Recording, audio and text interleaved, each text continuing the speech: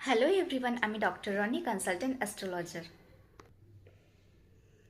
তোমাদের যাদের birthday English calendar অনুযায়ী 3, 12, 21 অ্যান্ড 30, তোমাদের রুলিং প্ল্যানেট হচ্ছে জুপিটার। জুপিটার লাইফে গ্রোথ অ্যান্ড এক্সপেনশন নিয়ে আসে, আর নিউ ইয়ারটা যেহেতু মার্চ দিয়ে রুল হতে চলেছে, মার্চ তো এনার্জিকে ইন্ডিকেট করে। এবার যখন গ্রোথ, প্রোগ্রেস আর এক্সপ্যানশন সাথে এনার্জির কম্বিনেশন, তাহলে ডিজায়ার্ড রেজাল্ট তো ফুলফিল হয়েই যাবে। প্রপার্টির দিক থেকে হাউস, কার এগুলো অ্যাচিভ করার চান্সেসও আসছে। ফরেন কানেকশনস অ্যান্ড ফরেন ট্রাভেলও ইনক্রিজ হতে পারে। যেহেতু জুপিটার গ্রোথকে সিগনিফাই করে লাইফে, তাই মার্চের সাথে কানেক্ট হওয়ার পর কিন্তু এটা লাইফে ওবেসিটি, মোটাপা নিয়ে আসতে পারে। সো ফিজিক্যাল এক্সারসাইজ রেগুলার বেসিসে ইজ মাস্ট। যত তুমি এক্সারশনের মধ্যে থাকবে, ওয়ার্কআউট করবে, তোমার লাইফ থেকে ততটাই নেগেটিভিটি ড্রেন আউট হয়ে যাবে অ্যান্ড পজিটিভিটি ইনক্রিজ হবে। এটাই জুপিটার আর মার্চের নেচার। এই বছরটা যতটা পারবে একটু মিষ্টি কম খাবে। লাইফে হচ্ছে হোয়াইট কালারটাকে একটু ডেলি বেসিসে প্রেফার করো। একটা ভালো রেমেডি হচ্ছে, বাড়িতে তোমরা না একটা ছোট যেটা হয় ব্যানানা ট্রি, ওটাকে প্ল্যান্ট করে নিতে পারো। যে কোনো যদি লাইফে কোনো রকম অবস্ট্রাকশন আসে, সেটা রিমুভ হয়ে যাওয়ার চান্সেস কিন্তু অনেকটা ইনক্রিজ হয়।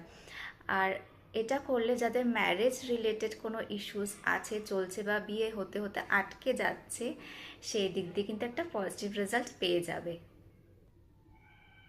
জুপিটার চানা ডাল বলে না, ছোলার ডাল যেটাকে, ওটাকে রিপ্রেজেন্ট করে। তো এই চানা ডাল আর সাথে একটু হোয়াইট রাইস যদি কোনো মন্দিরে গিয়ে রেখে আসতে পারো, কারোর হাতে দেবে না কিন্তু, জাস্ট রেখে চলে আসবে, বা ওটা কোনো ফ্লোয়িং ওয়াটারে, প্রবাহমান জলে ওটাকে দিয়ে দিতে পারো, অনেকটাই বেটার রেজাল্ট পাবে।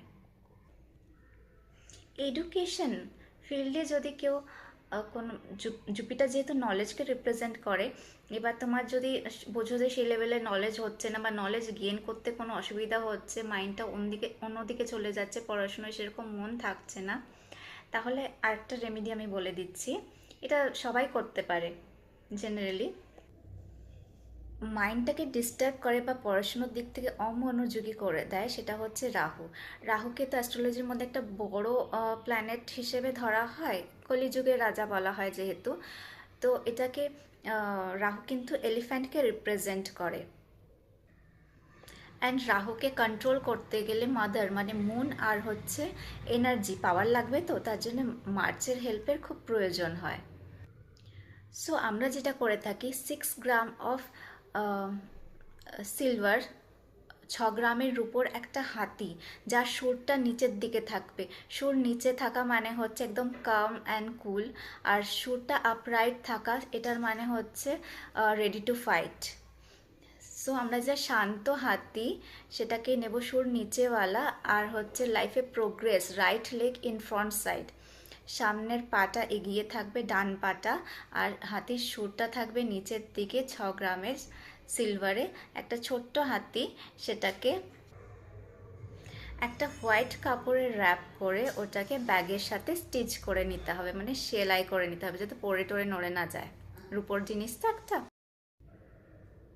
যাদের কনসেন্ট্রেশন রিলেটেড ইস্যুজ আছে, তারা না অনেকটা বেটার রেজাল্ট পাবে। রাহু তো লাইফে ইলিউশন ক্রিয়েট করে, মাইন্ডটাকে সবসময় অন্যদিকে নিয়ে যায়, মাথাকে একদম শান্ত থাকতে দেয় না, কিছু না কিছু ভাবনা চিন্তা মাথার মধ্যে ঢুকিয়েই ছাড়ে। স্পেশালি যেসব বাচ্চারা পড়াশোনা একদম পছন্দ করে না, বই খাতা ছুতেই চায় না, পড়বে না পড়বে না করে, স্কুল যেতেও তাদের মন চায় না, তাদের জন্য রেমেডিটা কিন্তু খুবই এফেক্টিভ। একটু ট্রাই করে দেখতে পারো। আর একটা রেমেডি ভীষণ এফেক্টিভ, যে কোনো রকম প্রবলেমের জন্য তোমরা এটা ইউজ করতে পারো। ইয়ারটা যেহেতু মঙ্গলের, রেড কালারের ক্লথ বা টাওয়েল, যে কোনো জিনিস তোমরা ব্রাহ্মণ একটু এজেড হবে, জুপিটার তো ব্রাহ্মণ প্ল্যানেট, তাই ব্রাহ্মণকে ওটা ডোনেট করে দিতে পারো। আর জুপিটারের ডিরেকশন হচ্ছে নর্থ ইস্ট, ওই ডিরেকশনে ফেস করে তোমরা তোমাদের যে কোনো রকম ওয়ার্ক, এডুকেশন, স্টাডি এগুলো করতে পারো।